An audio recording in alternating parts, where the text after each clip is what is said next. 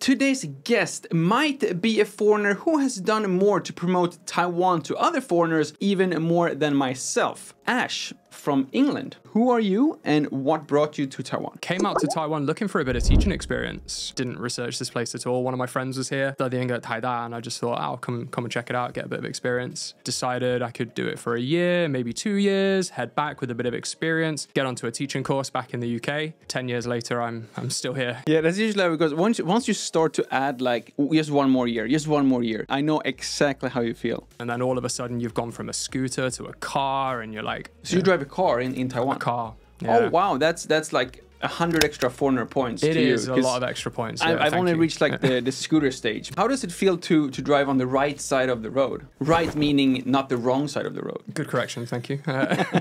So I live in Yonghe. Taipei kind of feels pretty simple, really, after you've driven in Yonghe so many times. If we're comparing Taiwanese food with British food, what is the first thoughts that comes to mind? Coming to Taiwan, a lot of it is flavored with similar ingredients in terms of like within Taiwan, similar ingredients. You've got like the garlics, the gingers, the soy sauce, but each of those are creating depth of flavor. Whereas in the UK, if you want flavor on something, you just kind of like sprinkle a bit of salt, you know, or like crush a bit of pepper. But you have the what's called HP sauce. We do have HP sauce. Yeah, that was like, me and my fiance went to London like last year. Okay. And then everyone was like, just add like HP sauce on like everything. Not our cup of tea, so to speak. Oh, I love that as well. Not our cup of tea. I like the little Britishisms coming in there.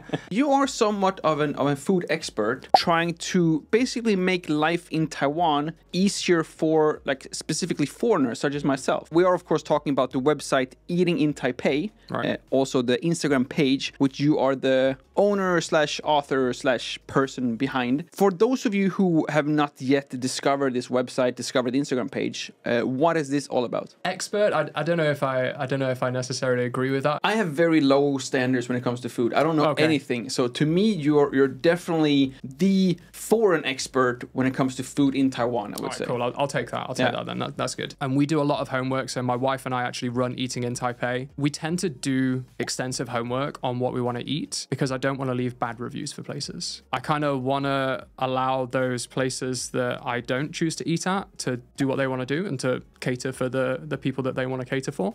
And I focus on the places that come highly recommended or a lot of people are going to. And either I want to kind of see what the hype's all about because it's worthy of the hype, or if I go there and I don't like it, I just don't write it up. But how does that work as a reviewer? Because it must only be based on your personal preference, or do you have like a standard template that you rate off, trying to like be as unbiased as possible? It's pretty much always me and my wife going to eat at a place. We both understand enough about the different flavors to be able to accurately tell if something is tasty or not tasty. What has been like the most like surprising in a positive way, like experience you've had when you have gone to a place? Some amazing people here doing some incredible things with food, whether that's somewhere like Mume or Raw, which I think is closing at the end of this year. Amazing places. They were in like Asia's top 50 restaurants for several years in a row kind of thing. The way that they put their food together is awe-inspiring, and the way that they put their Taiwanese twist on European classics is really cool. I think the stuff that really still gets me like emotional are the old school Taiwanese places that have been around for like 50, 60 years. Those places that have stood the test of time, that have battled through what was probably like a really low earning decade or 2 decades when they started, right? They've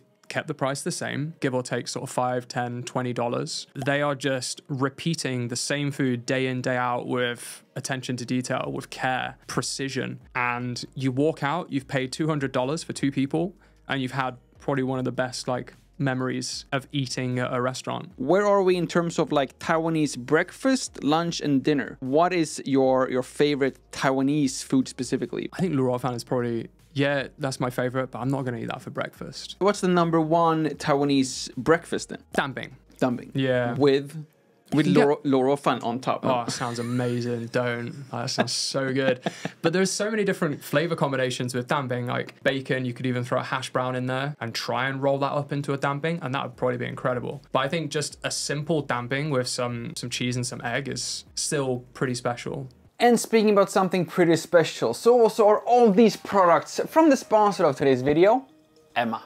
I don't know about you, but I found myself spending more and more time in my bed wrapped around in this super comfortable Emma blanket. But that's of course no problem at all thanks to this amazing hybrid mattress, which still provides the same level of stability and comfort, just like the day we first got it installed here in the apartment. But you of course don't have to take my word for it, since Emma is offering a 100-night sleep guarantee on all their different mattresses actually. So you can actually try out the mattress in your own home, in your own bedroom for 100 nights. And if you're not 100% satisfied, just contact Emma. They will come home, pick up the mattress, take it back to them, and then of course also give you all the money back. They also have these Emma pillows as well, which is 100% customizable. So you can actually decide for yourself what kind of height and what kind of support you want in your pillow, just to make sure that you do get the best sleep possible. And as if that was not enough, I also highly recommend this 100% removable and washable mattress protector that you can put on to cover the entire mattress, just to make sure that the mattress itself keeps its pristine condition for many more years. And speaking about something that covers absolutely everything, if you do head over to Emma's website and use my personal coupon code Lukas in Taiwan, you will get 10% discount on everything in the entire store. And you can also use this coupon code in addition to their ongoing Black Friday deal, which already is giving you up to 50% discount in their store. So there you have all my shopping recommendations for this year's Black Friday shopping season. And speaking about seasoning and also some recommendations, let's head back to the food expert Ash, and then later in this video also hear what his Huandao recommendations are here in Taiwan. What do you feel is maybe like the most overlooked either places or types of food for foreigners coming here to Taiwan? What is something that you kind of want to like push a little bit more, or that you wished was more familiar to foreign travelers? I think Tainan is definitely my second home in Taiwan. Once every 3 or 4 months, we'll go and visit Tainan. Speaking about Tainan, I went there. I've been to Tainan many times, but a few months ago was actually the first time I had like the Niuro Tang. Okay. I knew that like Niuro Tang was like a thing in Tainan, but I had no idea what it was. And I have to say, it felt a little bit like underwhelming getting like a lot of like Niuro in boiling water basically, and there was like nothing else. The reason why Tainan kind of puts a lot of fame into this dish is because the beef has never been like frozen before. Yeah. I think that's their kind of claim to fame and their USP in that regard. So they're there chopping the beef in the restaurant, and then they're just dropping it into the bowl and then filling it up with the soup, right, or the broth, I guess. Yeah, and it's like they don't even cook it. Like they have it like more or less like raw, and then they put the water on it and they serve it, and then it's being like cooked and boiled like on the way from the chef to me, basically. Right. Yeah. Super different experience. And it's things like this that like I'm sure that I missed out on so many things, just because I still have like my Western habits, right, and like especially like when it comes to food, my Western food as well. But with that said, next week actually, I'm gonna do my first Huandao with a car.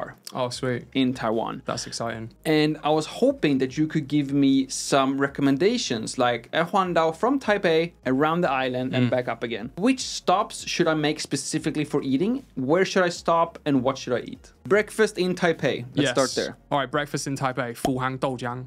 For sure. It's near Shandao Temple. Opens about 5:30 in the morning. And trust me, you'll be queuing at 5:30 in the morning for it as well. They do like a whole pea xiaobing. It's more like a bready xiaobing rather than like the flaky pastry one. Fill it with like the scallion egg. You know, if you're feeling really adventurous, getting one of those like youtiao stuffed inside there as well. That's really good. And that'll definitely set you up ready for your Huandao. Feels like I don't need to eat anything more that day. Where are you going from Taipei? It's up to you. It's up to me. I'm taking you on the You tell Huandao. me. Yeah. So now it's 5:30. We just ate in Taipei. Okay. Where do we stop and what do we eat next time? I mean, we're probably going straight to Hualien. Hopefully the roads are clear. Hualien. Which road are we doing? I like to go that way. I like to go down to Hualien. Okay. Recently, I interviewed a guy who was biking. He did a Huandao on bike. Yeah, he also went that way. Okay. And it just felt wrong. Because every time, I think it's just because every time I travel south now, I go with like the HSR. Yep. So I always go south on the west coast. Okay. That just feels natural to me. Okay, so we go Hualien. We're doing like a completely opposite. I think we go to Hualien, yeah. I mean, my wife's family are from Hualien. We go there relatively regularly. It's definitely a beautiful place. I'm going there first. I don't necessarily have many food recommendation places in Hualien, but you've just had a massive like Salbing for your breakfast anyway. You probably don't need some food, right? I have to say though, Hualien, the night market, is my absolute favorite night market in entire Taiwan. Oh, okay. And there you can get the best shaved ice I've ever had in Taiwan. Bold statement. Yeah, wow. but yeah, that's how I roll. That's good. Good. I don't know the names. It's just like in one of the corners. And the thing is, like, they have like these like blocks of the fruit ice or whatever. But it's just so much real pieces of fruit inside of those blocks. The best frozen shaved ice I've ever had in Taiwan. Well, I think it'd be rude to go to Hualien and not get that now. So you should probably stop off and get that's why I want to save it for like the night market in the end. Now what is it now? It's like 8 a.m. It hasn't opened yet.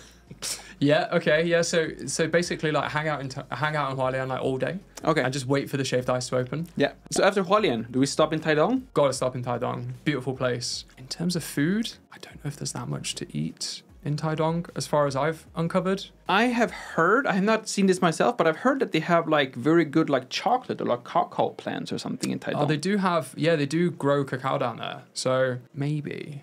A little cacao afternoon snack after Taidong. Over the mountains to Kaohsiung for sure. Yeah. We skip Pingdong. Here's my thoughts about Pingdong. First of all, I've never been. What? Okay, I know. Yeah. Entire Pingdong? Entire Pingdong, never been. Like Kenting? Kenting, never been. I saw your eyes light up earlier about Kenting as well. What? I know. Yeah. Is that bad? What? It's What am I missing? Kenting was my absolute favorite place in Taiwan until Taiwanese people discovered Kenting, and I discovered Xiaoliuqiu. Okay. And then Xiaoliuqiu became my #1 place. Then COVID happened, and then Taiwanese people discovered Xiaoliuqiu as well.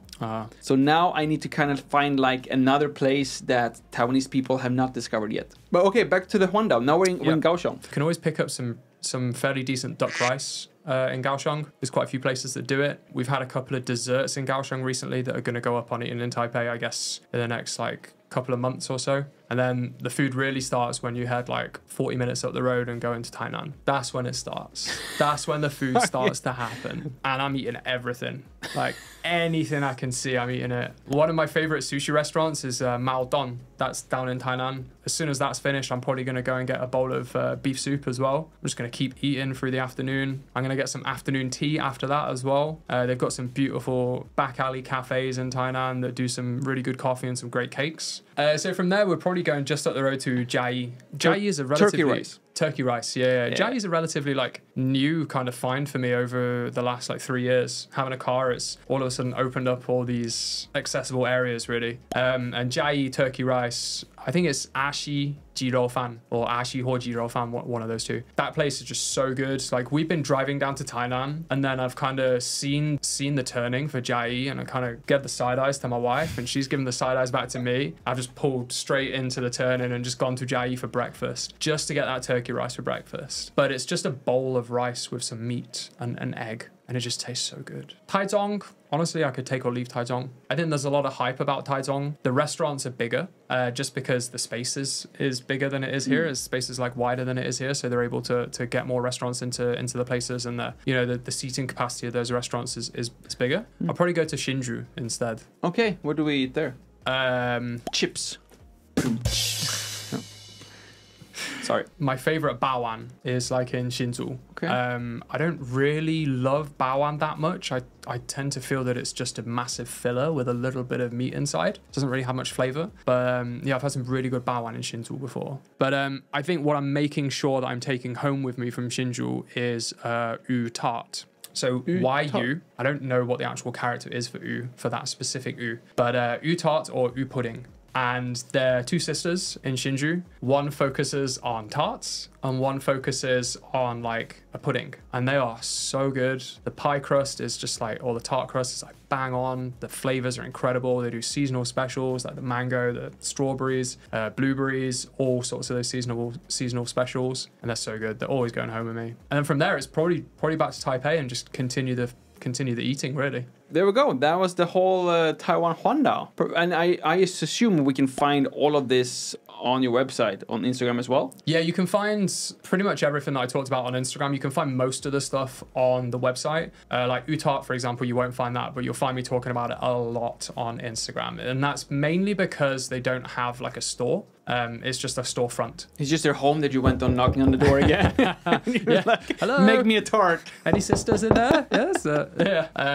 No, not quite, but they've got like a shop front, but no actual like eat-in option. It's all takeaway options only. Okay. So you'll find most of the things on Eating in Taipei for sure. And there's the search function, and you can search by area on there as well, and by the specific type of food that you want to get there as well. We started up a newsletter, which is going really well. Every week we send out a newsletter to our most loyal fans, and that includes what the most recent update to the Eating in Taipei website is. Regardless of what year you're in, you get like 20 of the top restaurants rated, I guess, by me, but like the 20 of the restaurants that I've most enjoyed in that year as a kind of like signing up to the subscription or the mailing list as a kind of bonus for that. So I think we've got a lot of good ideas that are coming out of Eating in Taipei. We've got a lot of collaborations coming out as well. And if any one of you are restaurant owners and want to maybe discuss some type of collaborations, you have all the contact information down in the description. And if you do want to make maybe a Lukas Ash Eating in Taiwan Huandao collaboration, please reach out, and then we will leave both the driving and the eating up to this guy here, and I will focus on my camera and my drone to make the most spectacular video all over Taiwan. And if that is something that you want to see, please do remember to subscribe to this channel as well, and like this video if you haven't already. Thank you all so much for watching. My name is Lukas. It starts with L as in like, ends with S, and to subscribe. Please do both, and see you all in the next one.